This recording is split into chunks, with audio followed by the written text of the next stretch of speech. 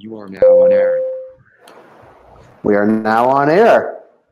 Welcome to the 419, part of the ever-expanding universe of the business of cannabis. This is like a podcast, but it's live and it's interactive and delivered through the web. My name is Jay Rosenthal. For the most part, I am the host of the 419. Business of Cannabis produces content, research, and experiences that illuminate and showcase the company's brands, people, and trends driving the global cannabis industry. Sign up for our best-in-class newsletter at businessofcannabis.ca. You can also find us on Twitter and LinkedIn. Important to note, this call is brought to you by Dialogue. Like discussion and debate, host your own call-in talk show over social media. Visit getdialogue.am to learn more. That's getdialog.am. I have two guests today, so we're doubly excited about this. Sean Moniz and Kavita Harisharan, both of Cannvas MedTech. Cannvas MedTech is a cannabis technology platform turning lots of heads these days, not only because of their company going public a few weeks back, but because they're making some interesting moves, which is why we wanted to have Sean and Kavita here today. Welcome to the 419. Thank you very much, Jay. Glad to be here. Glad to be here. That's good. Good to have you guys, and thanks for making time on what's going to be a fairly busy day in the province of Ontario here as things move forward, retail front. So I wanted to start, Sean, if I might, with you. I think last time we connected as part of our programming here in the Business of Cannabis, it was around our Medical Cannabis Week in May. So what has the Cannabis MedTech team been up to? I know there's been a lot, but boil it down for us over the past sort of month and a half. Sure. So we are a few weeks away, knock on wood, hopefully, from launching our educational platform. The last time we spoke, we were talking about the different algorithms and integrations with different content. As you know, we're trying to cycle a lot of physician-backed content, information from the world of academia, research, and we actually have a few teachers on board that are curating some of our content as well, making sure that our content is in a digestible format as we launch the educational module. So there's a lot of good work that's been handed in the last couple of weeks. We added a few site tools and features for interactions for people going through the different modules, just a whole suite of products and features in the platform. So we're really excited about it. The team has been working very diligently around the clock to make sure that we hit our deadline and we launch this summer. So we're all really excited, getting at that 95% mark, making sure we're dotting our I's and crossing our T's and getting ready for launch of the education platform. That's exciting times, and it's sort of doubling down on what's been written in a number of places about sort of certainly Canada and even more specifically Toronto being the hub of cannabis tech and tech innovation and what that means because of the setup we have here in Canada, the innovations we're driving forward on a national level. It really has become the hub of you've been traveling a great deal, sort of sharing that story. What's the reception been like certainly around Europe, but also around the world about what's happening here in Canada? Well, it's like you said, everyone around the world looks at Canada as being the forefront leader within the cannabis space, but it's not just on the cultivation side. When we go and we have our discussions in Europe and Asia, and we talk about the business technology platforms that we're building and how it's centricated around education and safe use and tying all these different data overlays, they're really, really excited. Not only that we're pushing forward with the education, but it makes Canada seem like a very well-rounded place to actually look for examples and use as that blueprint. If a country were to adopt cannabis for medical and then recreational use, how would they go about that? What type of legislation would they use? What type of businesses are part of it? What kind of ancillary businesses are there? And what's the technology and education behind it that actually drives the use of people learning and eventually being on script to kind of take that driver's seat of their healthcare through cannabis? So it's been very well received that we're in the education space, using data, looking at driving insights and providing that information back to the world of academia, the Government of Canada and Ministry of Health. And that's just the start of what we want to do, but it's gotten a lot of great reception around the world. So we're really proud of the team and what we built here so far.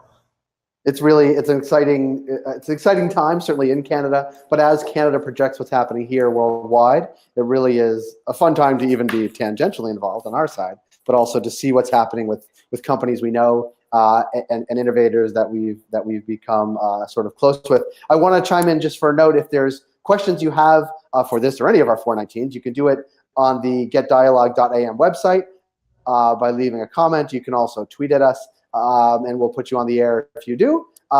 So thinking about, and this is for you, Kavita, thinking about sort of this positioning as Canada on the forefront.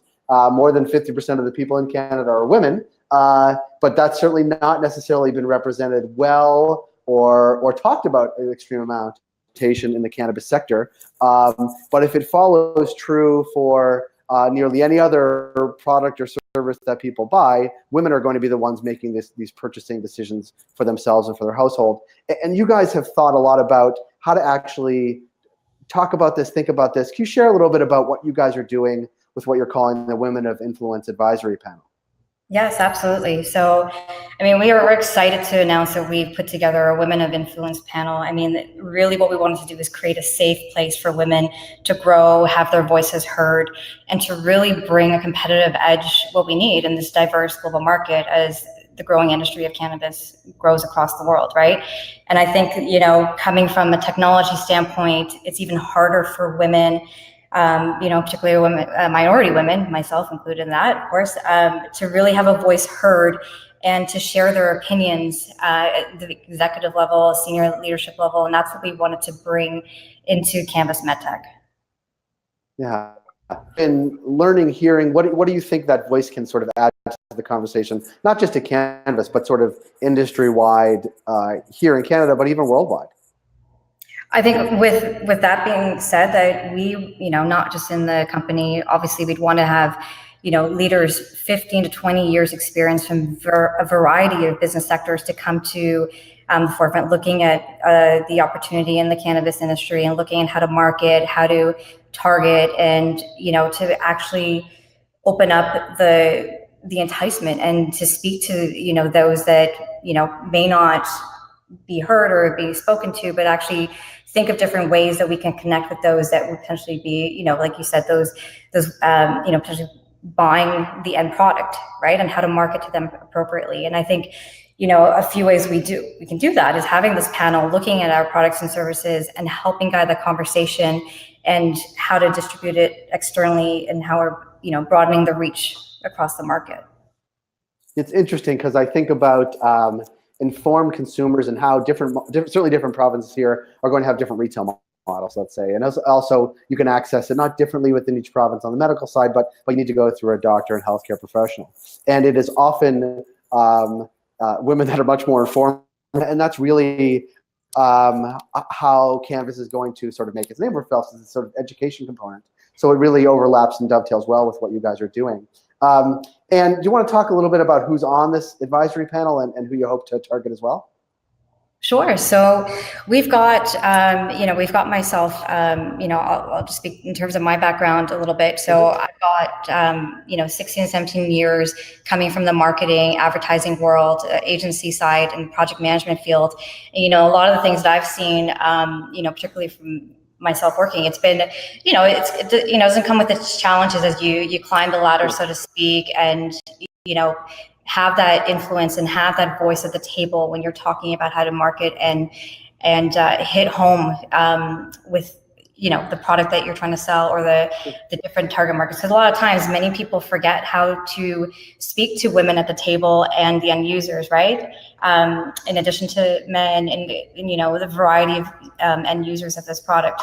But in addition to, we also have, another key person on the panel right now, and her name is Golfo Carradores, and she comes from the entrepreneurial world, and she's based in New York, and she's worked on a luxury fur brand for the last 10 plus years. And again, we're hitting home on like expertise and mentorship from her side points, so that she can look at particular trends that are out there, and also how we're structuring it and how we speak to women, and also how we're looking at the products that we're building, and if it makes sense to expand, and maybe we're not including certain ways to connect with the various end users.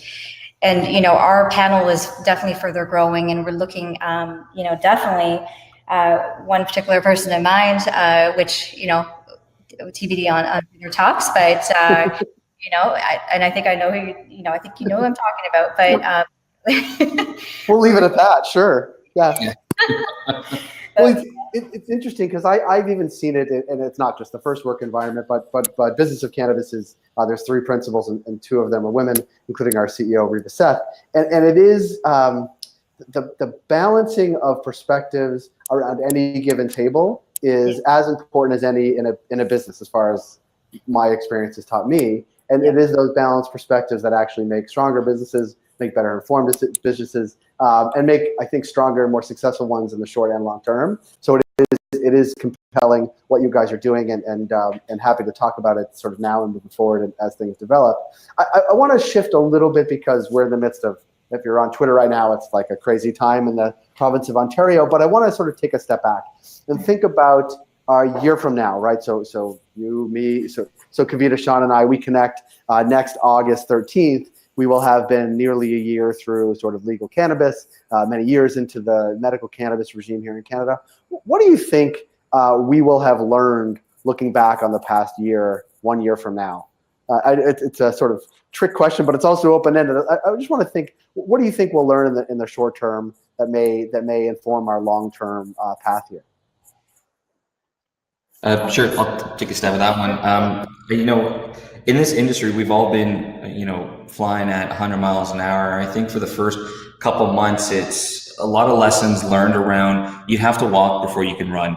And so hopefully, fast forward a year from now, we'd have the mechanisms in place to not only have physicians and users, but also the government on board, all on the same page to understand what are the real treatments within the industry, what are the safe ways of dosing, how could you travel with it. It's interesting the last just 3 months of how many secondary companies have announced that they're going to be infusing, whether it's going to be high THC, CBD, oils, whether it's in athletic beverages. We're seeing a lot of developments with the patch come out and how that could substantially help people with pain treatment. So I think fast forwarding into 1 year, you're going to see a multitude of uses of the cannabis plant, not from what we've been used to for the past 20 years, but it's going to be infused, enriched, and lightly sautéed in almost every facet of how we're going to ingest it. And it's going to be the maturity of it. The product in the industry is maturing every month. And then, it's going to be a multitude of different methods that we could not only take it, but make benefit of the actual plant. So I'm actually excited to see of all the different types of ingestion and uses that we're going to have with it, but that all comes with maturity. It comes with the science and the data behind it all. But, I think we're going to see, smoking and vaping maybe even further in the past than what we've seen it decline in the past year. And who knows what it's going to be used in the type of method in the future. Yeah, it's really interesting. And as you were saying that, I wrote down the word lightly sautéed. It actually seems like a pretty good product name, maybe even a strain name. It's pretty good. Lightly sautéed. It's like a pretty well-balanced THC, CBD product that someone out there will no doubt make. I might trademark it while we're on the phone right now. Oh, for sure. Well, I wanted to sign off. So my guests today have been Sean Moniz and Kavita Harisharan from Cannvas MedTech. Sean and Kavita, thanks for joining us here today. We look forward to continuing the progress and watching what's happening at Cannvas MedTech and having you back as time moves on. Thanks for being here. Thank you very much, Jake. Take care. You got it. If you like this episode of the 419, you'll love the rest of what Business of Cannabis does. Sign up for our best-in-class newsletter at businessofcannabis.ca. You can also find us on Twitter and LinkedIn. This has been the 419. Thanks for joining us.